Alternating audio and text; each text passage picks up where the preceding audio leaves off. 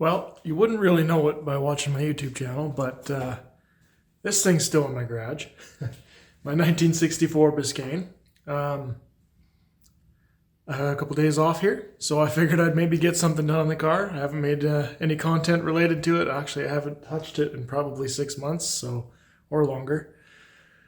It's definitely time to start working on this old girl again. It's now 3:30 in the morning.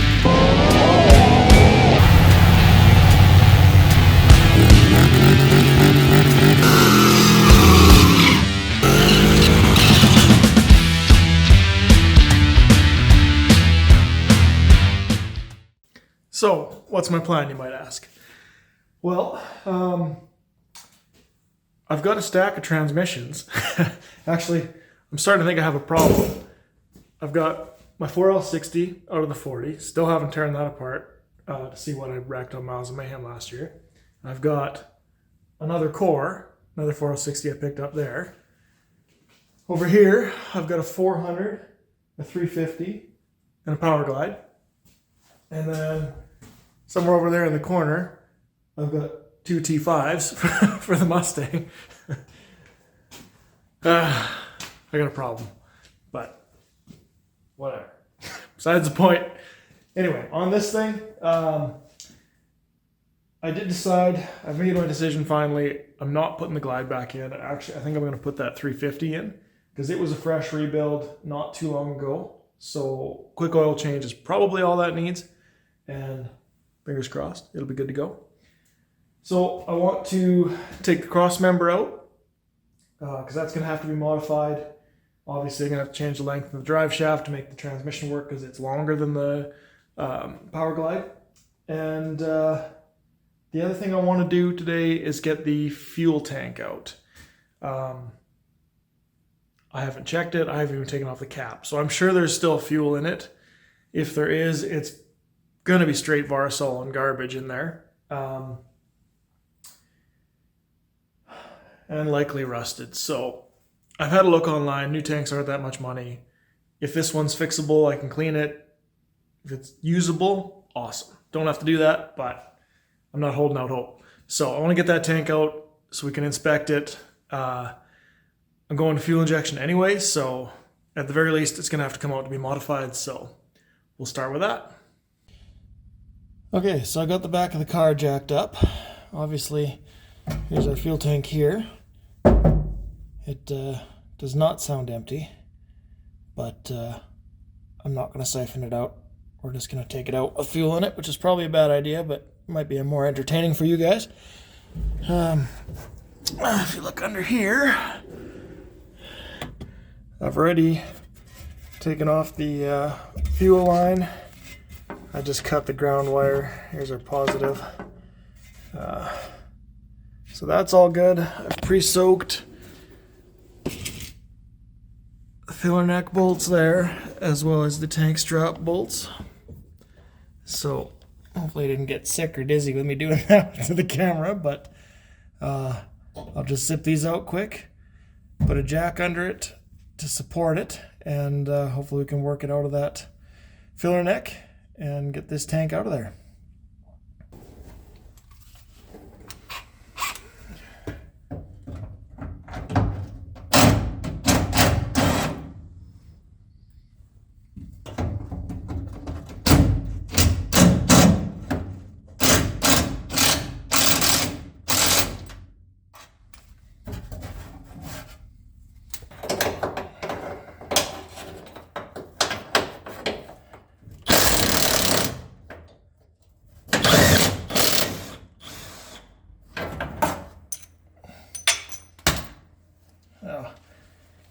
I jacked the car up too high. My jack's not tall enough to actually do anything about this, so it's got about ½ an inch to drop.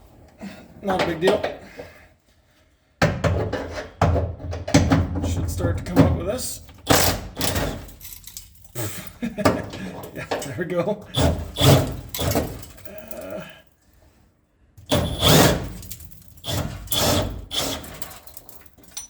There, see? Nobody died.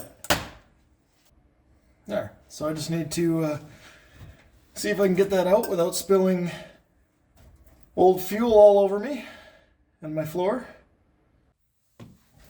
This is where it'd be nice to have a second pair of hands, but I will maybe just start lowering this down a little bit and see what happens.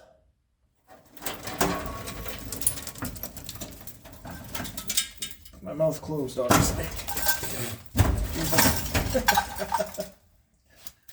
Wonder if it collected some dirt up there.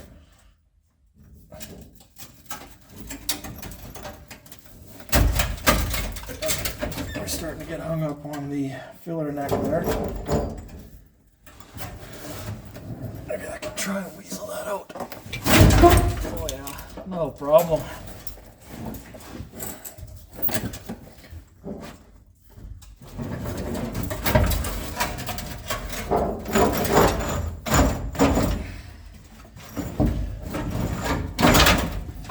There is fuel in it. It isn't much, that's for sure. Didn't feel that heavy. Got her.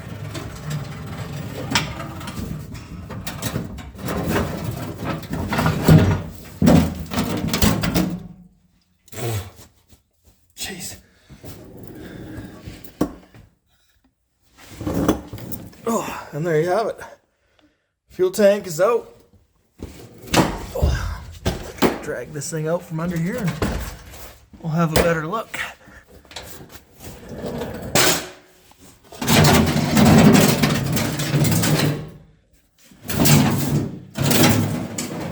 Oh. There's a little bit of fuel in here. Smells wonderful anyway. Big question is, what does it look like? Alright. So you'll have to excuse the furnace. It runs pretty much constantly this time of year. It's pretty cold out up here in Canada. I'm going to spin this pickup tube out. It looks like it just spins out. I've sprayed it, so hopefully the rust doesn't hold too hard. And for those of you woodworkers watching, try not to cringe too much that I'm using this chisel. But hey, they're cheap and I don't do woodwork, so. Do it.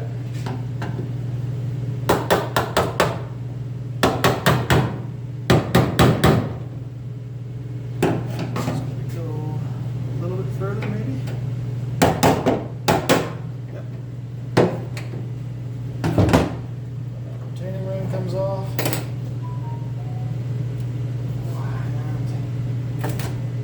And in theory, that'll pry out. A little bit of dirt in there might blow out.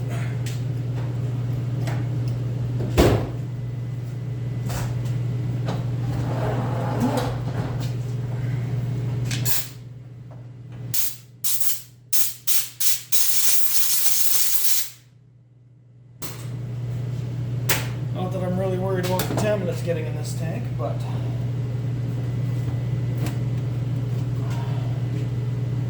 stiff. My trusty pry bar here.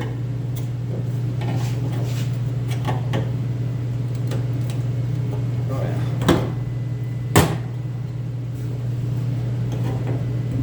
That's gross. There is the float sender. Now that is gross. That looks like what you get when you leave ethanol fuel sitting in a tank. Not gasoline, pure gasoline that is. It just eats these seals. So if I had to venture a guess, I'd say that this tank is not going to be in great shape.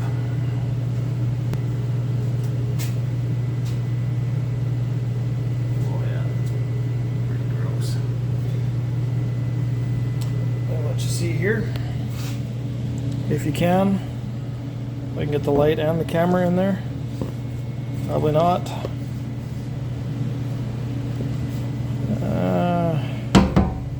Maybe try the light with the camera.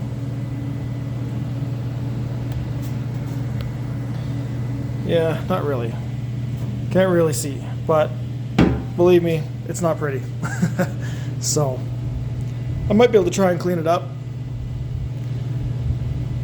a new tank is only a couple $100, so I've got a decision to make there. In the meantime, I'm going to get rid of this stinky, old, dirty fuel and maybe rinse this thing out. Alright, so that's got the fuel tank out. I went ahead and drained the fuel out of it. It's not too bad. It's bad enough. The guy could buy a bunch of chemical, toss it in there, and get it looking like new. But for the price of the chemical, Varsol, whatever you're going to use to clean it, a new fuel tank is only a couple $100. I think I'm going to go that route just because then I know it's good. I'm not going to run into issues in the future. I just want this thing to work. So it is for the wife. I don't want to leave her stranded on the side of the road. A good fuel system is a good idea. So yeah, that's going to scrap that tank. All I've got left to do here, or that I want to do, is get rid of that transmission crossmember. I've got to make room for the TH350 that's going to go in there. And I've got an issue with the front crossmember. When I test fitted the 4.8 in there the first time, kind of the front right corner of the oil pan touches that front crossmember. So I've either got to notch that and reinforce it, or maybe peen it. Probably easier to notch. Or I've got to spend the money on an aftermarket oil pan. And they are not cheap for these LS engines, so I'd really rather not do that. But yeah, we'll see. We'll see what I can do. So first things first, we'll get that transmission crossmember out of here.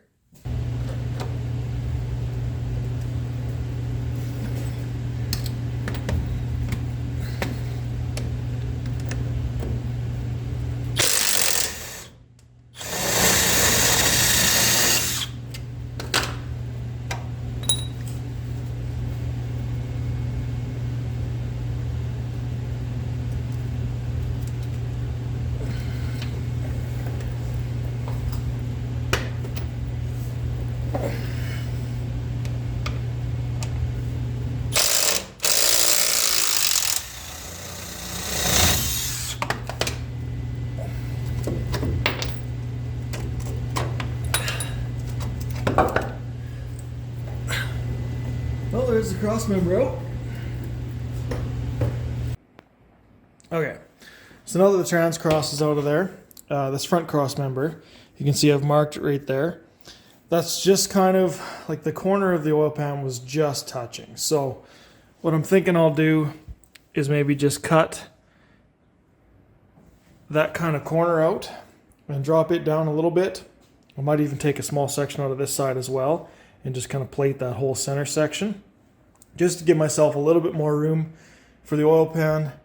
And well, not only for clearance issues, but if I ever had to take it out, I might actually be able to do it with the engine in the car this way. So yeah, get my zip cut out, make a notch, then I'll build a plate and we'll buzz it all in. So shouldn't be too big a job, but you never know until we start hacking. I might have to take all this steering out. Hopefully not, but we'll see. Okay, so I did have to remove the steering just to gain access, get in here with the grinder. I've kind of marked out what I'm going to do. The oil pan's 9 inches wide. This is a 10-inch cut, so I'll have half an inch on either side. And I'm just going to cut it back to say here, because the back part of the crossmember is lower than the front. This kind of slopes up, which you can't really see on camera. So if I cut it here and just have a flat plate coming forward to this line here, and then I'll box in the edges, that'll give me plenty of clearance for my oil pan. And hopefully, like I said, if I have to change the oil pan or pan gasket, or if it has to come out with the engine in the car, I might actually be able to do it that way as well. Plus it's going to give me clearance for where it was kind of hitting right here. So I'm going to go ahead and cut that, and then I can build a plate to patch it in.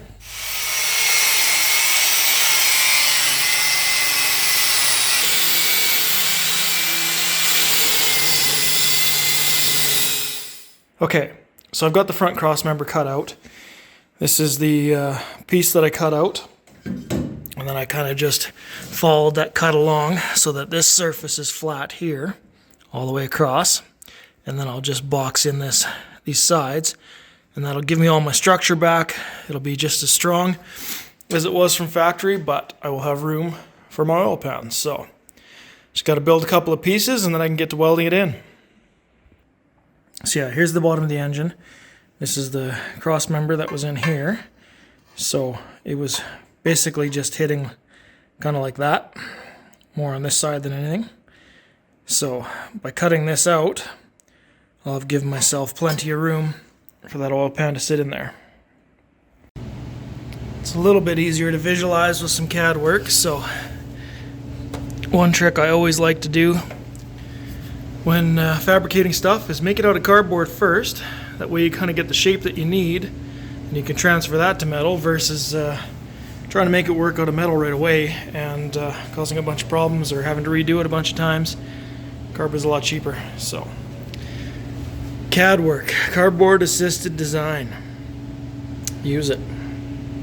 So then I'll just trace around my template and I'll use my plasma to cut that out quick. Once I've got that buzzed in, then I'll build cardboards for the side and cut that out as plate as well. I think this is roughly 1/8 inch maybe, so be plenty strong.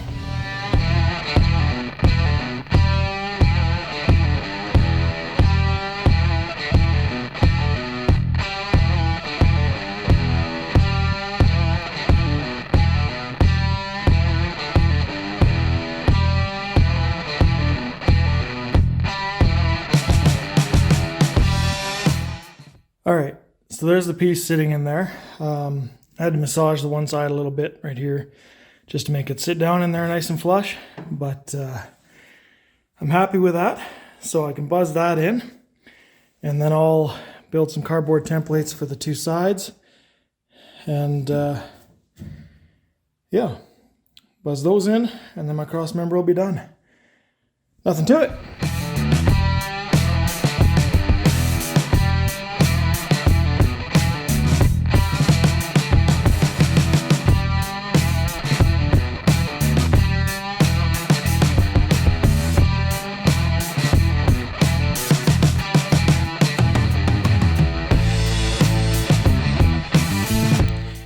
And there you have it, all TIG welded in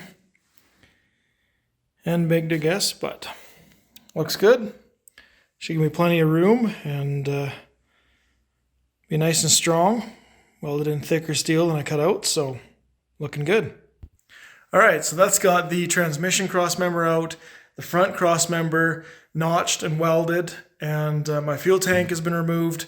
All that stuff's gone, so got a few things I need to order, but I'm going to call it a day at that. So, as always, I appreciate you guys stopping by the channel. I'm Ryan. This is 780 Speed and Custom, tuning out.